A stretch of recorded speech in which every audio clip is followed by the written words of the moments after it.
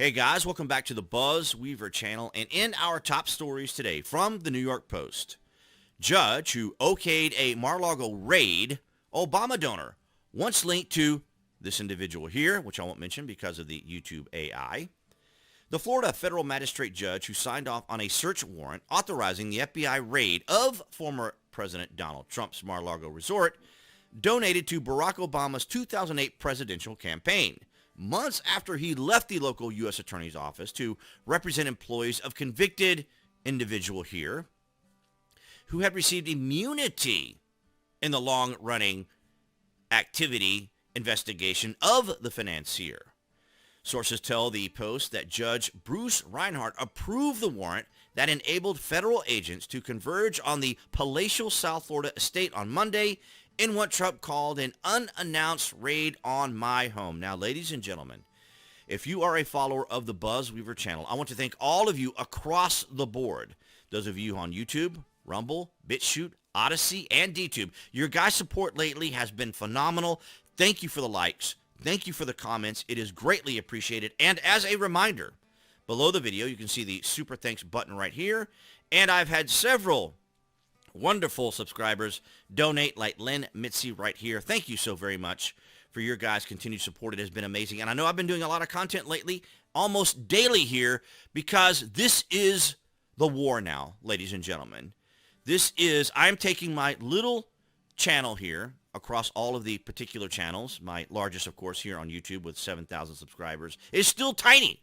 By all means, still very small. So I do rely on your guys' support. Your likes and your shares and your comments do help the algorithm know that you appreciate and value and support conservative commentary. Well, you support the channel and support me. I am, of course, a conservative. Nonetheless, ladies and gentlemen, this is a coordinated effort, as we have mentioned here on the channel for many, many months, if not years, about how, as we have said, my motto, Democrats working alongside the mainstream media, the tech giants, the special interest, Hollywood, and all the elite, even the George Soros-supported DAs.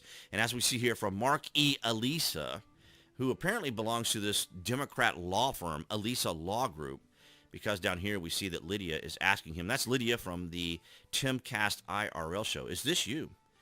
And he says right here, the media is missing the really, really big reason why the raid today is a potential blockbuster in American politics. I disagree with you, Mark. I argue that the mainstream media is working alongside the Democrats, and they are extraordinarily aware. If you guys weren't aware, I'm not sure why I use that word twice, this actually happened just before or on the anniversary of Watergate. I didn't even realize that. I saw someone's post on Instagram, and then I, of course, posted it across my social media, letting everyone know that this actually did happen on the day of Watergate right here. It's pretty amazing, isn't it? No, not a coincidence. Donald Trump left the White House in January of 2021. No, it is not ironic that the FBI raid happened on the anniversary of Watergate. Pretty fascinating and interesting, isn't it? How it's all culminating together, how it's all coming together. Now, I am not dabbling in conspiracy theories because I'm simply taking what information we have and making connections. And I'm not suggesting that this judge isn't able to donate to Obama or isn't able to represent individual people, but it is interesting when you do the calculations and, add this stuff up to see that there is a potential coordinated effort, as we have talked about here for quite some time, to, of course, the ultimate goal is to prevent Donald Trump, as Mark E. Elisa says here, down here, and you can see down here, in 18 U.S. Code 2071, concealment, removal, or mutilation of documents, classified documents or items. And as we know, because, you see, the left tries to control our language. They try to control meaning because they want to control the narrative. So when we bring this up about Hillary Clinton's emails, which was brought up by Tim Pool yesterday, which was a very good video on, essentially, as everyone knows, that she was subpoenaed and had to appear because, of course, the 30,000 emails,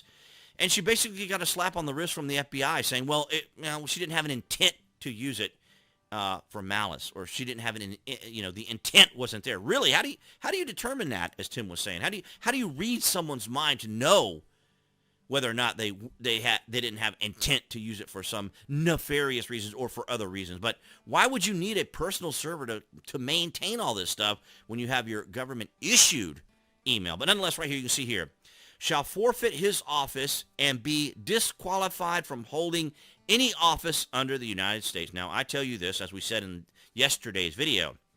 Okay, so if the Democrats knew this, why did they wait 1 year and 7 months? 1 year and 7 months. And as I understand it, I saw a Fox News report saying that President Trump had cooperated when it came to some of the documents because, as I understand it, when, as you understand, when presidents have libraries and they have their own museum type libraries, and so they want to be able to show particular documents and activity that they were involved in as president of the United States. So they do collect their own items and kind of a dialogue. I mean, we are living in social media times, right, where people share all this sort of information.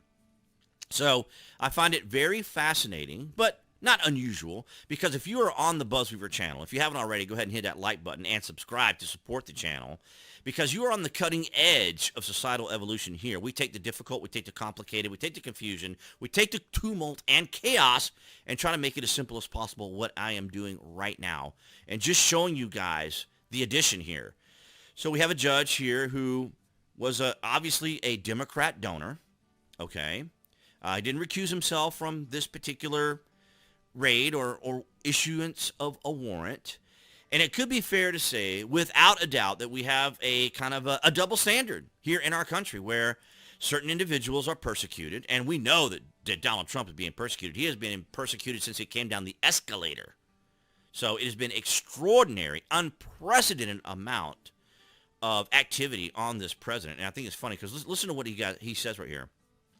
Yes, I recognize the legal challenge that application of this law to a president would garner, since qualifications are set in Constitution. Thankfully, are set in our Constitution. Thankfully, it's in our Constitution.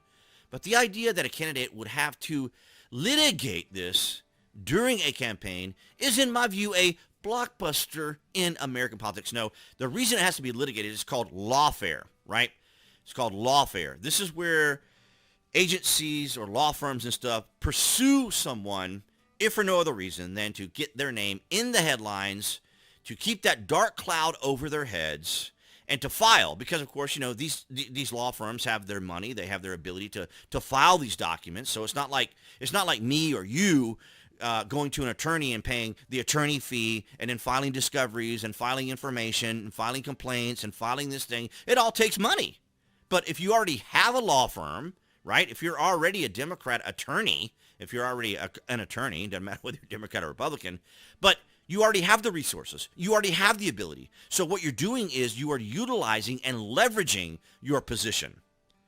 Because think about all the different branches in government that were pursuing Donald Trump during the fabricated Russian collusion story. So I present to you this information, and I say thank you for your support. Yes, I've been posting a video every single day because everyone needs to be aware of this. Many of you already are.